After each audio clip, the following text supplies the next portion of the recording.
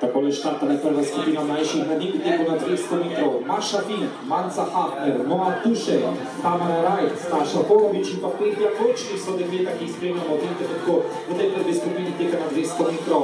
Na progah od 3 do 8. Na 8. progi Petja Kočnik, Petja zanesljivo. Precejšno prednost je Petja nabrala v teh 200 metrih in prva prišla v cilj.